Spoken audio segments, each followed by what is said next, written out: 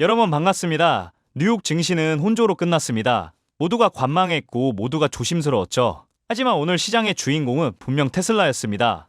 기술주가 흔들린 하루였음에도 테슬라는 다시 한번 고점을 향해 올라섰는데요. 오늘은 이 상승이 단순한 반등인지 아니면 또 다른 장기 사이클의 입구인지 차분히 짚어보겠습니다.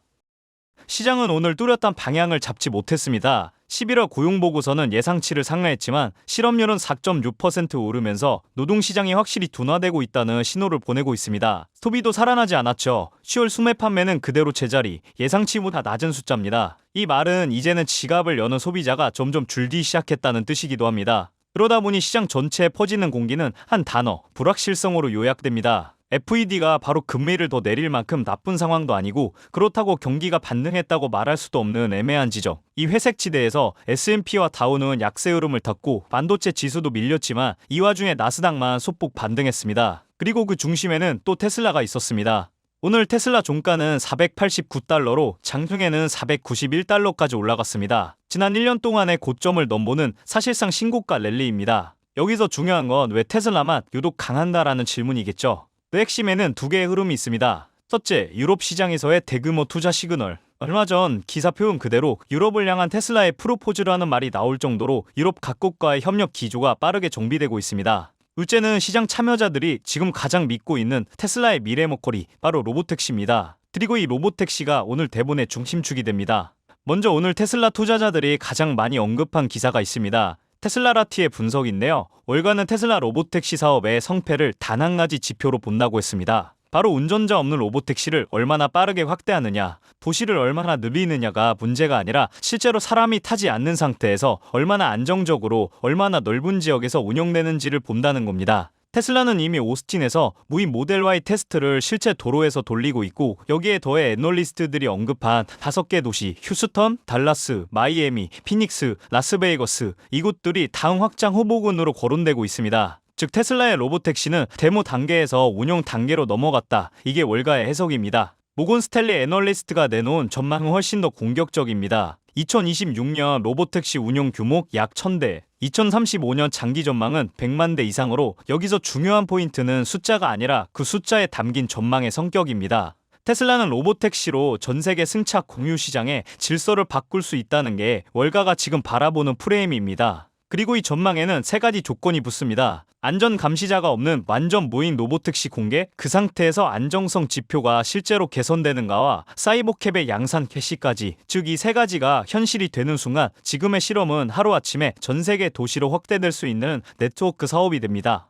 그리고 오늘 시장에서 주목받는 또 하나의 뉴스가 있었습니다. 바로 포드가 대형 EV 사업에서 사실상 철수했다는 내용입니다. 포드는 무려 19억 5천만 달러의 손실을 감수하면서 대형 전기차 라인업을 축소했고 새로운 방향을 찾겠다고 밝혔습니다. 이게 왜 중요하냐면 대형 EV 시장은 원래 전통 완성차들이 따라잡기 어려운 영역입니다. 배터리, 소프트웨어, 에너지 효율, 주행 데이터 이 4가지를 모두 갖춰야 하기 때문인데 지금 이 부분에서 테슬라의 격차는 이미 너무 넓어졌습니다. 즉 경쟁자는 뒤로 물러나고 테슬라는 더 앞서가는 구도가 만들어진 겁니다. 시장 관점에서 보면 이건 단기 뉴스가 아니라 전기차 시장의 권력 이동이 시작되는 신호입니다. 오늘 정리해보면 왜 시장 전체가 흔들리는 와중에도 테슬라만은 계속 고점을 향해 가는지 그 이유가 명확하게 보입니다. 혼란을 뚫고 올라가는 장기 성장 스토리로 테슬라가 다시 시장의 중심으로 올라왔습니다. 지금 이 흐름은 단순히 연말 랠리의 반짝 수혜가 아니라 2026년을 향한 새로운 장기 사이클의 시작점일 수도 있습니다. 말 그대로 올해 산타 랠리의 가장 앞장서 있는 종목은 테슬라입니다.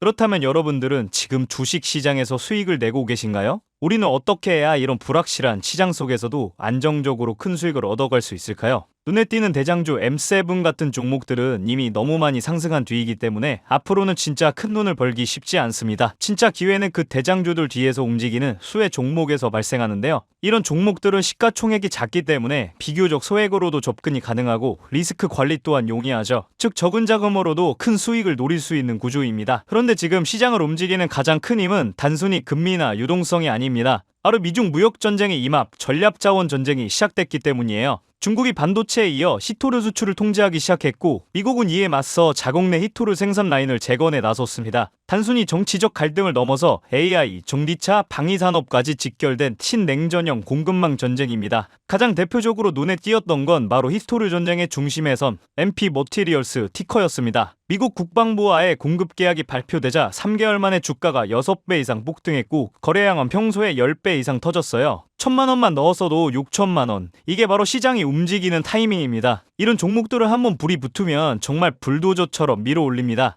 왜냐면 시장의 자금은 테마에 몰리기 때문이에요. 하지만 여러분, 중요한 건 여기서 끝이 아닙니다. 한두 종목이 폭등하고 끝나는 이야기가 아니라 산업 전체의 판이 바뀌는 신호라는 점이에요. 히토르 전쟁의 불길은 이제 리튬, 니켈, 코발트 같은 2차 전지 원자재까지 번지고 있습니다. 이미 티코와 LAC 같은 대장은 너무 멀리 가버렸지만 그 뒤를 따르는 진짜 수혜주들은 아직 초입에 있습니다. 히토르 자석을 제조하는 기업이나 리튬 정제를 담당하는 2차 밸류체인 혹은 이 자원을 기반으로 한 방산 전기차 부품 기업들이요. 이런 기업들은 아직 시총이 작고 조금만 자금이 들어와도 급등 파동이 나올 수 있습니다. 테슬라나 엔비디아 같은 재무가 탄탄한 기업에 중심을 잡고 이러한 기업들의 분산 투자하셔야 보다 더 큰 수익을 얻어가는 겁니다. 지금 시장은 분명히 움직이고 있습니다. 하지만 대부분의 개인 투자자들은 이 거대한 판이 어디로 흘러가는지조차 모른 채 뒤늦게 따라붙고 있어요. 진짜 돈은 먼저 움직이는 사람의 몫입니다. 그래서 제가 이번에 직접 현재 이 전략자원 전쟁 속에서 가장 강하게 수급이 몰리게 될